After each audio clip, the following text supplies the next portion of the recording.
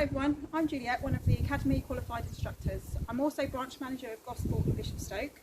I just wanted to talk to you a couple of minutes about feeding your dog and how different ways you can feed your dog.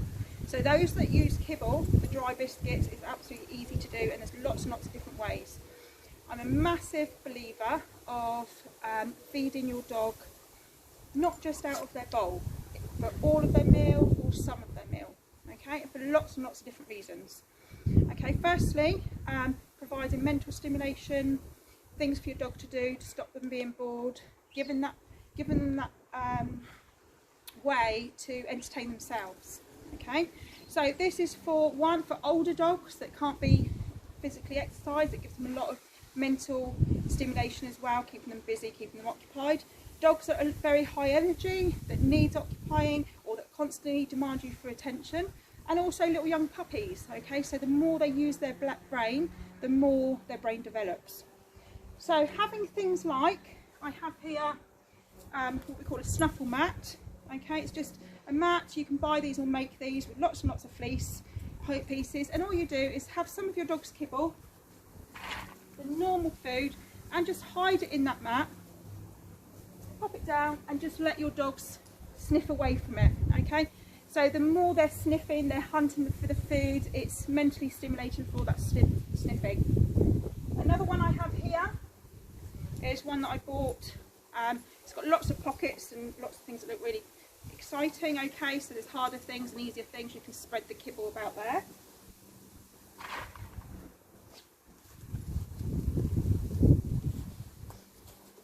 Okay, in addition to this, we have the usual slow feeder bowls. So these always come in different sizes as well. Dogs that gulp a lot could use these. However, some dogs might decide to tip them up and throw them about, which defeats the object of it. So be careful what thing you use for your dog. Okay, there's also a lot of other things on the market that you can buy. There's treat dispensers. Okay, I'm a big fan of Kong. Kong do a wobbler, and these Kong wobblers come in a couple of sizes. So you've got the big one that they literally bash about and kibble falls out. So you can potentially put all their food in that if you want to. Okay, so there's a couple there. Another great treat dispenser is Buster Cube, again from Amazon, and it's quite robust. Okay, so it's for dogs that are quite heavy chewers. This really works. You don't leave these items down for your dog all the time. You do pick them up, so they haven't got the opportunity to actually destroy them. But these are quite robust. But you might find that ones that like to pick them up and throw them can be quite noisy. And then we've got this other one I've found. Okay, so it's actually a treat dispenser that goes into a slow feeder, so it's double the work there. What you might find, it's hard for bigger dogs that can't put their head under, or you might find like me, you've got a big dog that flips it and the little dog comes and takes it all out. So that's for them to do there. Okay, so it's good for your dogs to learn to occupy themselves. As much as we like to create a really good bond with our dogs and have that really, really good relationship, we need them to learn to not become too reliant on us. Now you'll find it's becoming a bit noisy when they're starting to work for it. And you've always got the dog that goes straight to the pot, and that's the old one that gets away with it all. Okay, so also we've got some brain games. Some games like this. You put kibble in it and the dog has to work out how to get it out. So there's a couple more there. Okay, for them to just be getting on with. So this doesn't have to be expensive. These are all things you can buy, and I've got lots and lots of different things. Okay, but you can just make your own. I've got a little toilet roll. So some of you will have lots and lots of these at the moment, and some of you have none.